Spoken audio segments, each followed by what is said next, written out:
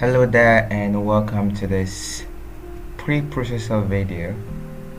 So in this video I'm going to walk you through, teach you how to approach the preprocessor task and how you can do it yourself.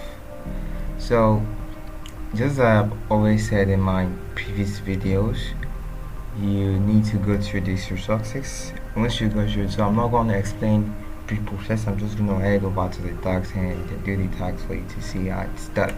So for you to understand more about macro preprocessor, guard, etc. So all this you need to go through the resources. They are not quite cumbersome, so you can just go through it in 1 hour or less. So most importantly, the things you want to look out for in these materials, in these resources, what are macros and how to use them, what are the most common predefined macros, how to include guard your header files. So those are the things you know look out for, and you come down to this general, which is the requirements. You look at the things that you have to do, the things that you shouldn't do. So you can see the only C library functions allowed are this, any use of printf, put, calloc, realloc is forbidden, so you are allowed to use the pusher. So that's all. And for the keys, I'm going to show you the answers for the quiz. So why should we use include guards in our other file? You know, when you want to declare your other file, you do something like if not define. So this the importance, if you don't know that already. So it's to avoid the problem of double inclusion when dealing with the include directive. So it's helps you to avoid error. Just imagine if you already defined something is already defined and you went to define it again. So the preprocessor is just the compiler is just gonna go over it a second time, the first time and the second time, and it's gonna lead to error. So that's what the include guard is, and the portion of the code is actually using the libraries. No, it's false. And the preprocessor removes all comments. The preprocessor generates assembly code. It's false. The assembler generates assembly codes. The preprocessor generates object code. No, it doesn't. That's when you get to the linker. The assembler generates the object code and goes to the linker and links the rest. So this is the correct way to define the macro SUB. So if you want to understand how to do this, because we're going to do it in the tags, then you need to go through this over here, this material here. I think this or this. So you go through that, you understand how you can do a function like macro. So this is a function like macro within that, and this macro, it tells these are the predefined, these are just like the keywords. So this one returns the name of the file. You go, you see it for the rest, the date, the time, etc. So you learn about this. So it says define both file size 102. So this is going to allocate a memory of 102. So this is an abbreviation of these values, just like saying int. So you can also use this define here.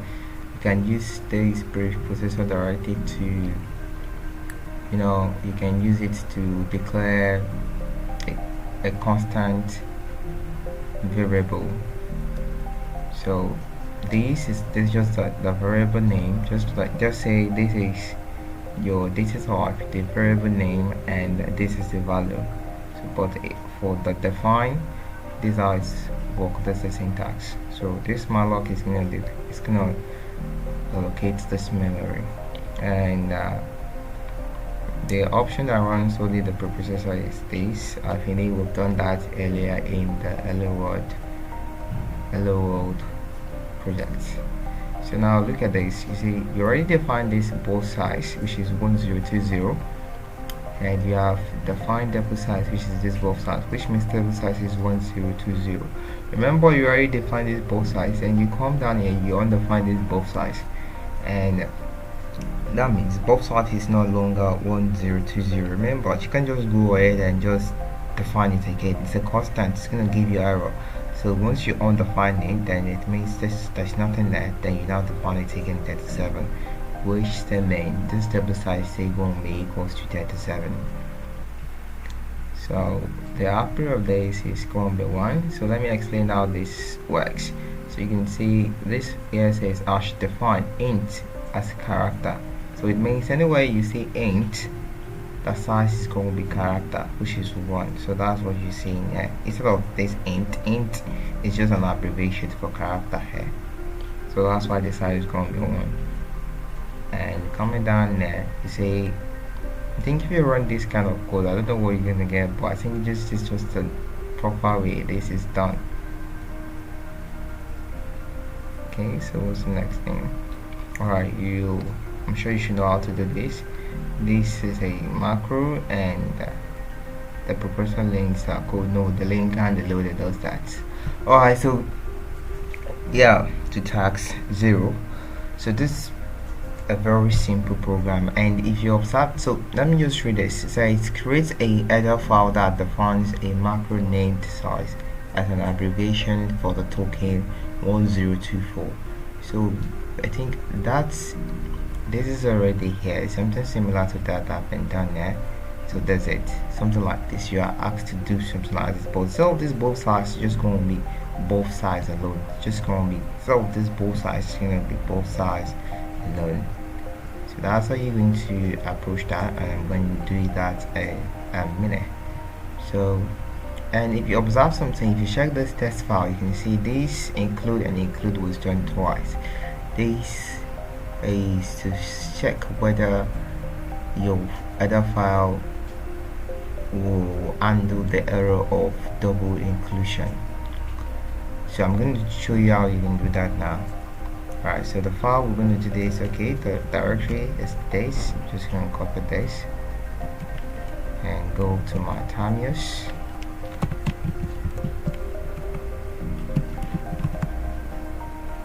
Oh, my bad.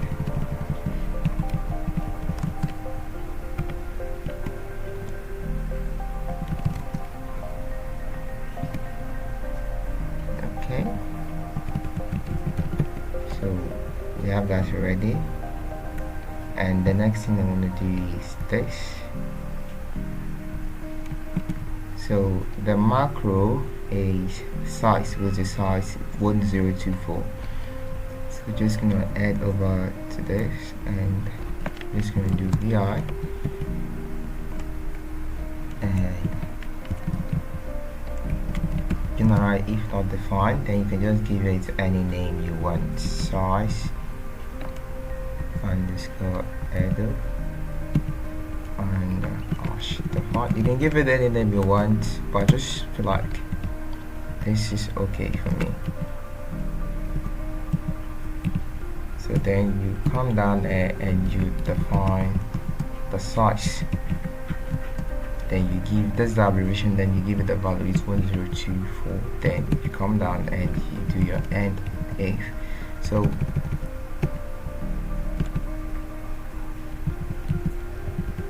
So now, you know, I explained earlier for this double this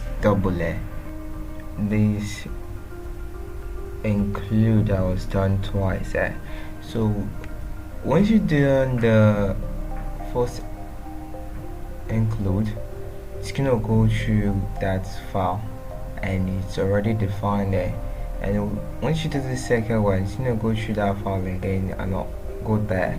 So you know it's already defined there, so if not defined, then it's gonna define it for this, but if it is already defined, then it's not going to do that. So it's just going to look into that file once and it's going to carry out this task. So now that I've written that, I'm just going to save it. I'm going to save it. Okay, I saved that, and I'm going to write this test file to see if my other file is functioning well. So this is the file that's 0-made.c, and I'm going to put this inside and test it to see whether it's working.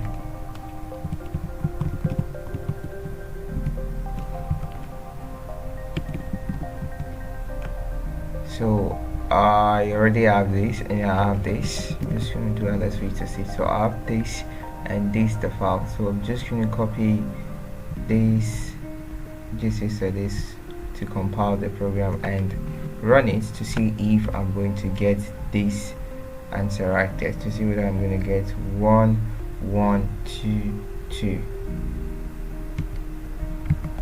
So if what I did was correct, then it's going to compile this. Okay, so I've compiled, and I'm just going to run a.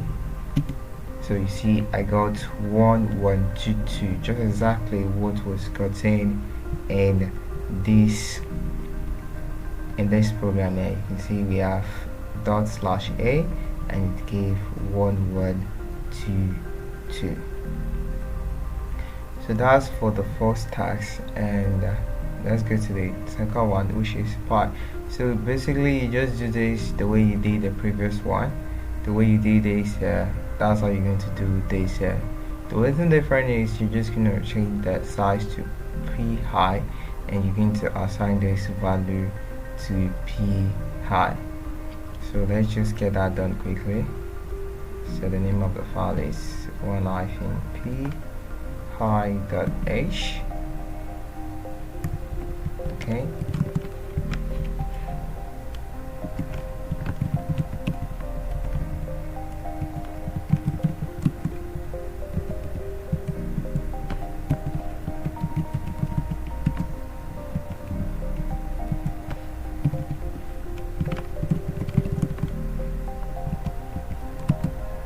then you want to copy this.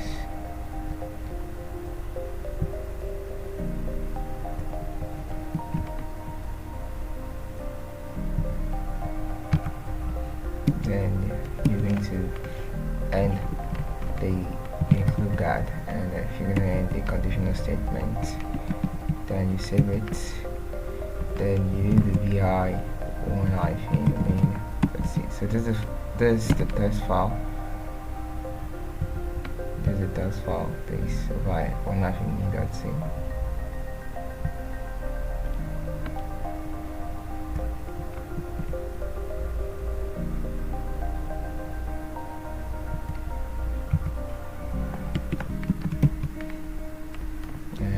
Just going to compile that for you to see how it's done, to see whether we're gonna get 30,171.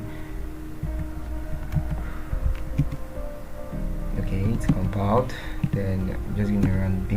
Okay, we got 30,171, which means it's correct and it's working properly. So that's how you can attend to your tasks, your future tasks. This is how you can use the test file you're giving to attend to them. So gotten done, then I'm going to move to the next one. So this is going to print the name of the file at which it's compiled from. So write your program that prints the name of the file it was compiled from, followed by a new line. So you are allowed to use the standard library here. So how do you do this? So it's simple.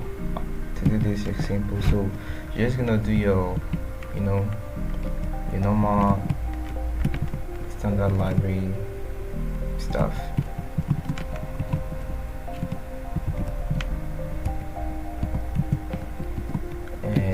Just gonna go with your beta style and do your main, which is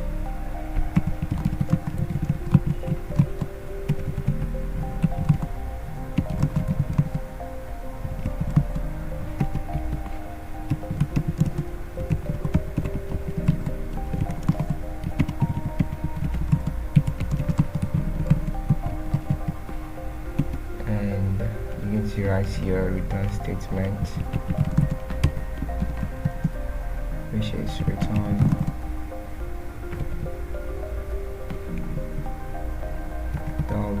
return 0 for success, and you're just gonna write your main function here. So just go to write printf and this, which is button s. We're going to print a string, and the string is going to be the name of the file. So if you check this should know what this means if you go through. So this is just like the no character, it's just like a keyword. It's going to print the name of the file, and then just return 0, and close it. Remember, it has to follow the better documentation and the better style of coding. So this file, you know what printf does, and this file is just a variable, the macro that's storing the name of the file. You know, when you do add v with the index of 0, it stores the name of the first argument. So this is storing the name of the file itself, storing the name of the file. So let's see that in action. So we're just gonna go ahead and compile this and see whether it's working or not.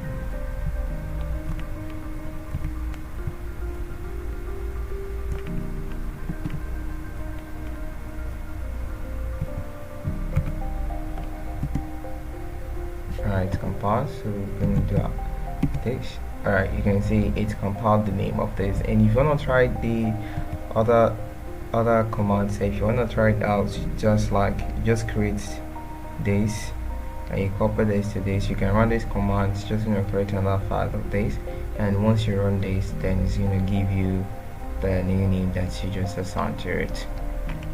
Alright, so that's for that task. Now we'll go to task 3. And task 3 is write a function like macro abs, a function like macro abs that computes the absolute value of a number. So if you want to know more about the ABS, you can just zoom on ABS, and it's going to give you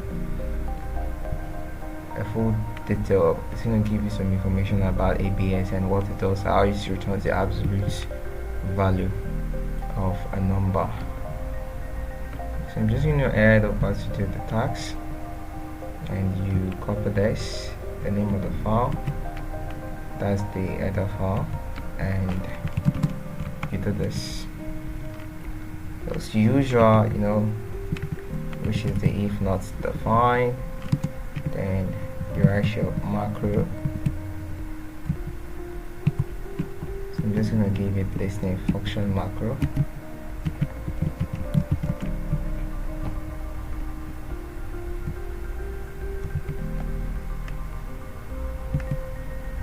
Okay, then we have hash define, and we have the abs and taking the argument x, and just gonna write this here. So everything is gonna be inside this, and each of the parameters that are passing is gonna be inside a quotation mark. So this is gonna be inside this. Then we have x. So this is gonna be a condition. I'm gonna explain to you once I'm done with this. If x is greater than 0, sorry, f6 less than 0, then it means, so this is the conditional statement. If you've done JavaScript before, this is just a short form of if else statement. So then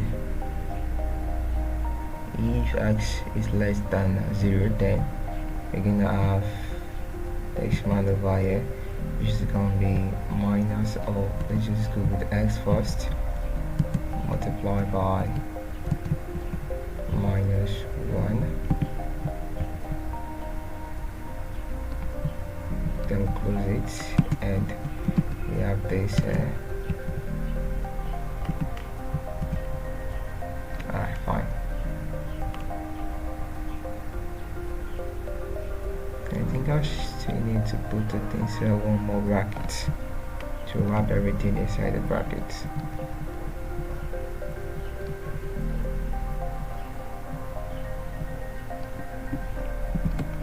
Alright, fine. Okay, so there we have it. So what this is saying is, let me go ahead and end this. So what does it say? You know, this is the abbreviation, and this is the exact thing it's going to perform. this exact thing is gonna perform. So what I'm telling it here is, okay, so you can see I enclose these two in a bracket. Everything is gonna be enclosed in a bracket. You need to read the preprocessor arguments or parameters to understand how this really works. So I'm telling you that if, so this here, this question mark denotes if x is less than 0, which means the minus 1, minus 2 to infinity.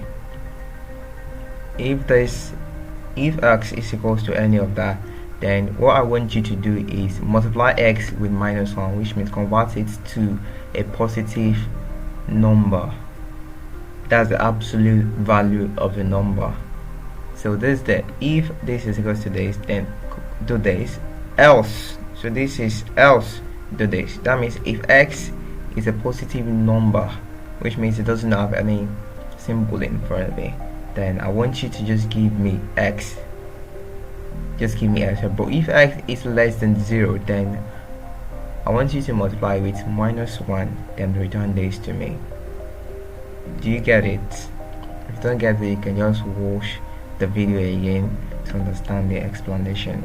So, and each, you can see that each of the parameters were inside the parentheses. You can see that, and this and this, then I enclose it inside these parentheses, and this and this and this inside the parentheses, and all of them here inside the parentheses, then everything inside the single parenthesis. So that's for that. So just save it, and I'm going to write the main. So that's going to be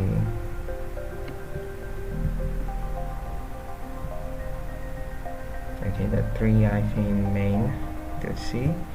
So this is the test file.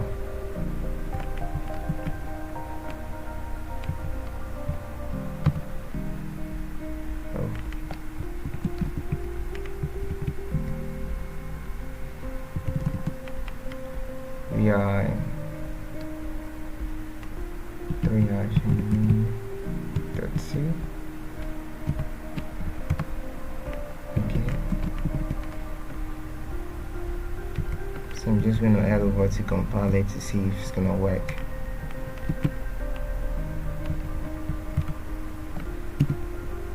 Oh my bad, I did have some errors there.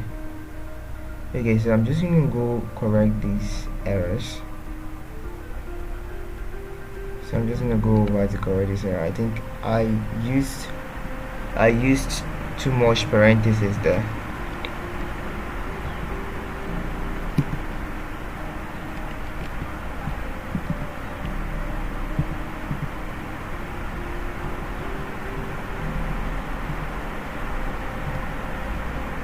I think I used too much parentheses here. It shouldn't be inside the parentheses.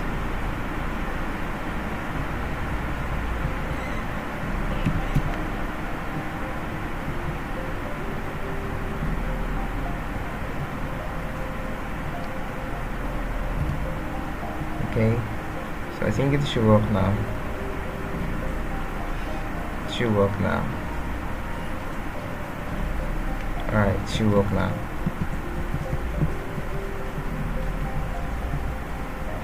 Alright, fine, it did work.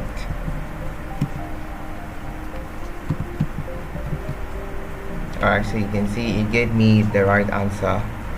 So if we come back here, you can see we got 980 and 980. So you can see it's working.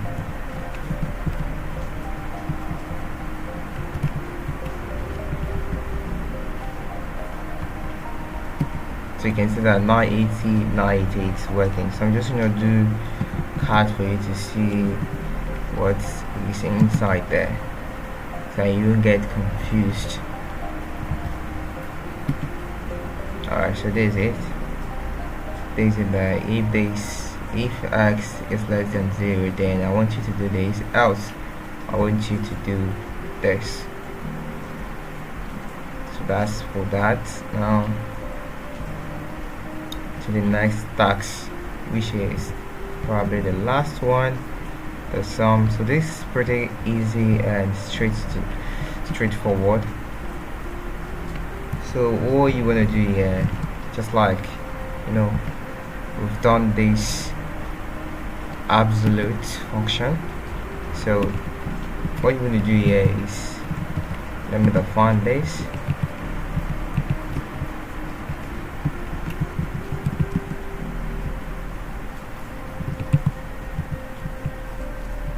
Okay, define that, then I'm going to define the sum, and the sum is taking two parameters, and what you will do is you open another bracket, and this bracket is like this, x plus y. Close it.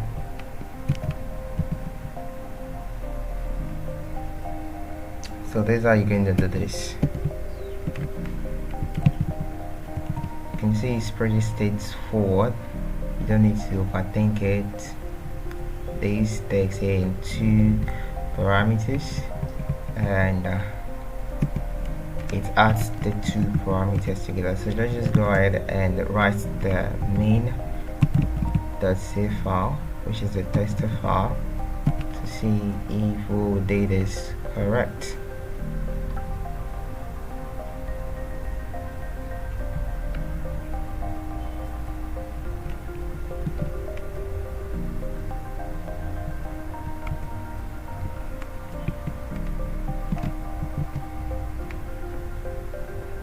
Okay, now it's going to compile and see if all data is correct. I do hope it's correct, because I hate seeing errors. Oh, thank God, it's compiled. Alright, bravo. So we have 1 1 2 2. So let's check. Alright, we have 1 1 2 2. So that's it.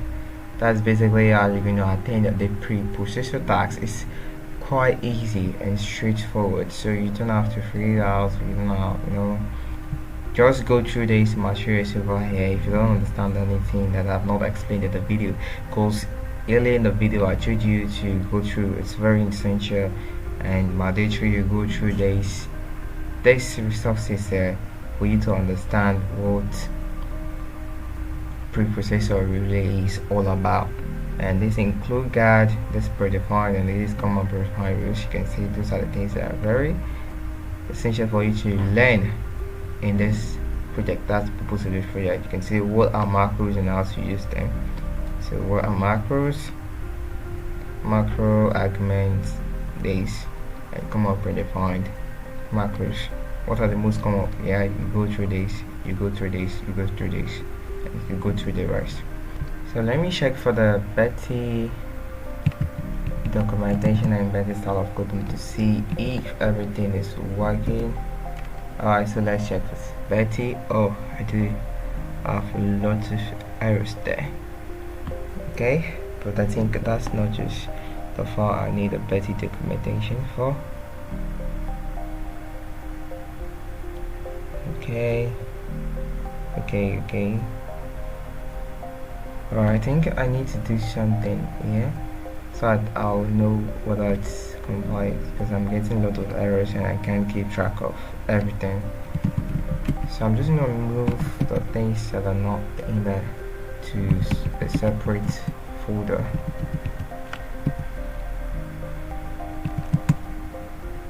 So this is not part of what I was doing,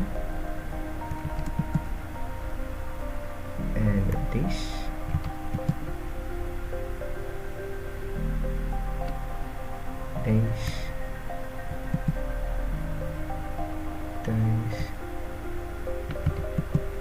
And this man over here. Then I'm gonna move it to text. Okay, so I can now run Betty, and Betty should give me what I want. Alright, Betty, do your job. Okay, the first one, no Betty errors, but in the next one I have Betty error. on the 3 main.c. Okay, let's remove that. Okay,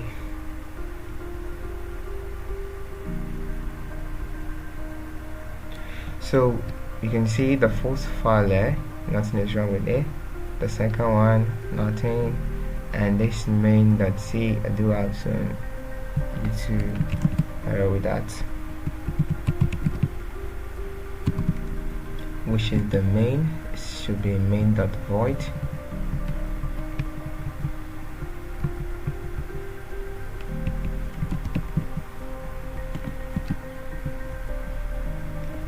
Okay, so the main.c above is the text file. So let's just test Betty to hyphen main.c. Okay, alright, so I do not have any errors there. Okay, so that's how you can check your code for Betty to see if it's correct or not. Okay, that'll be all for now. So please do well to like and subscribe, and I'm going to see you in the next video. Have a great day.